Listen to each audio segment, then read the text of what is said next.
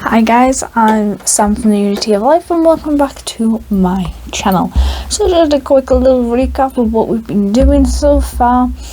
We have looked at a very brief history of Formula 1. We then moved on to the Formula 1 Drive to Survive Season 1. Then we moved on to do some animals related videos, and now we are on Drive to Survive Season 2 episode 4, which means it is a glorious day and a great video for those who are fans of Mercedes, because this is exactly what this episode is all about. Even though it is slightly an upsetting and sad episode, it is still about Mercedes rather than Red Bull, because like I said, their focus they changed from season 1 because they looked at Red Bull and some of the smaller teams, but then they decided to look at some of the bigger teams as well in season 2. But they seem to do an awful lot on Red Bull. So today is on Mercedes, so let's get started. So Mercedes, as anybody knows who is a huge fan of this sport, they've been dominant in F1 for quite some time now, and they always, I'm not 100% sure how many constructors championships they've won, but they have won quite a lot. And of course, on the flip side of that, they also have Lewis Hamilton driving for them, and he's 7th world champion now. However, this was recorded back in 2019, so that wasn't quite the case at that point in time. So in this episode, it was also pointed out that this F1 as a sport, it's kind of a little bit like war.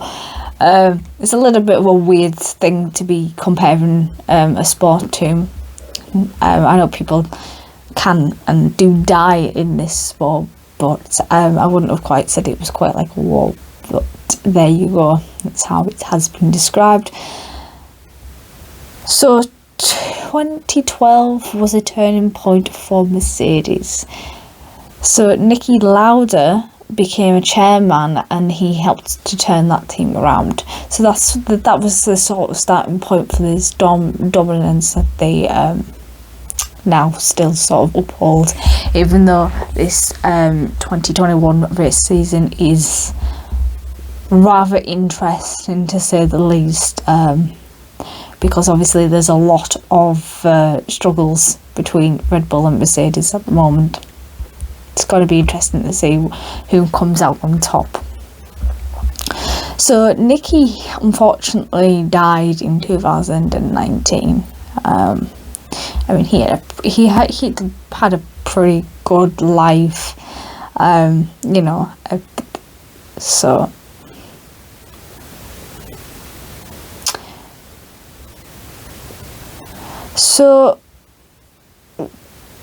that affected the team quite a lot, Niki's death, because everybody in the team, they're all quite tightly knit and they're all quite close to each other. They see each other as a family, so to lose a member is absolutely devastating.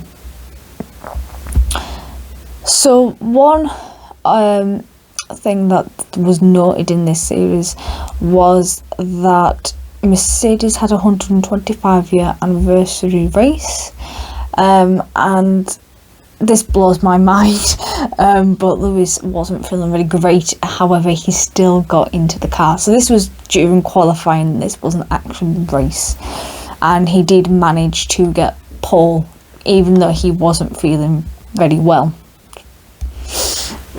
And the reason that blows my mind is that because we all get days where we just feel like utter crap, and when we're ill, we don't really want to do anything. So to be able to still go to work and still get into that car and still drive and still get and achieve pole position is just absolutely amazing. And it's just astonishing. And I think that just goes to show his skill, and does sort of prove people a little bit wrong when the the critics, shall we say, the haters, when they're saying it's actually the car more than him driving. I beg to differ. Anyway, so there was quite a lot of it rained at this particular Grand Prix. I think this was the German Grand Prix. That would make sense. And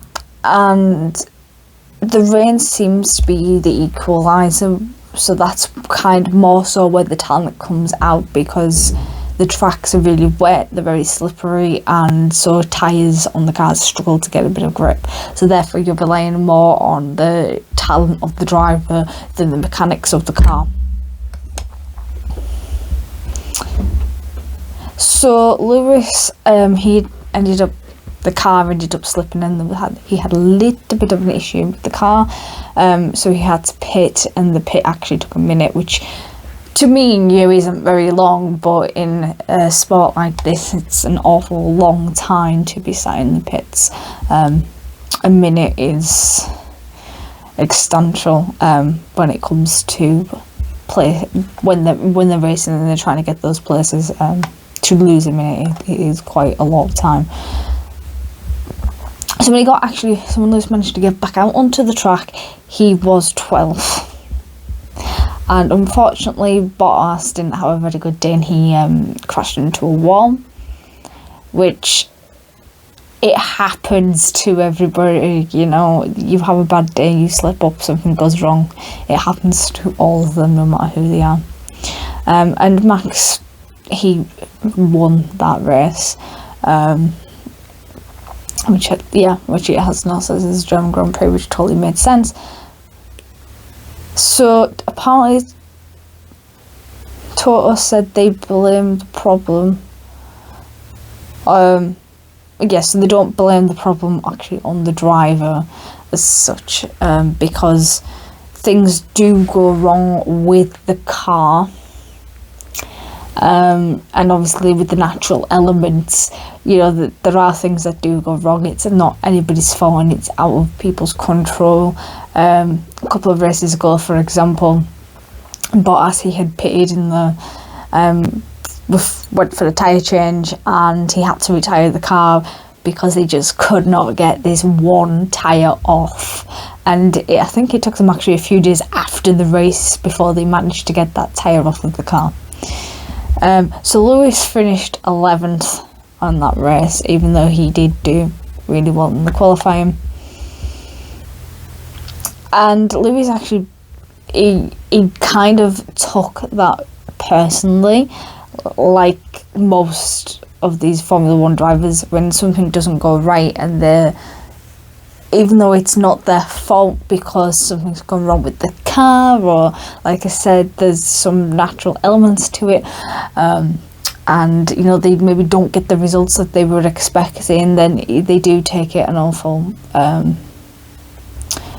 they do take it personally. They do beat themselves up over the fact that they didn't get there, because obviously with Lewis finishing 11th and Bottas not finishing the race, Mercedes didn't gain any points, and because it was a home Grand Prix as well, and there was a lot of pressure on both drivers to try and succeed, try and win the race, and because things went wrong, it didn't go quite to plan, and Lewis did take it quite hard. But one of the things that I have noticed with these drivers is when something goes wrong and they've had a bad race, the next race, especially as Mercedes goes, they've said this a few times, it just gives them that little bit more push to fight, and they got that bit more fight for that next race, and they do substantially well, and they always come back fighting. Which you kind of need to be able to do in life. You've got to be able to pick yourself up when things haven't gone so far and you've maybe fallen over a hurdle. You've got to be able to pick yourself back up and still continue to fight for another day. It's not just in F1. So it was quite upsetting anyway for them, with the loss of Nikki, so that was still playing on their minds as well, and then the fact that it was their home Grand Prix, and it was a little bit didn't go as well as they had planned. You know, it was a bit of a rubbish time. However, they did come back fighting in that season. So that's kind of all I have on this episode. Next episode goes back to Red Bull. Yay. I don't know about you guys, but there's only so much that you can take with learning about Red Bull, because when I first found out this season had like 10 episodes, it's like, oh, there's 10 teams, so I automatically thought that there'd be an episode in each team. That is not the case, as we have all discovered. Anyway, so if you like the content that I have been sharing and I have been uploading, then click on my face, it's down here.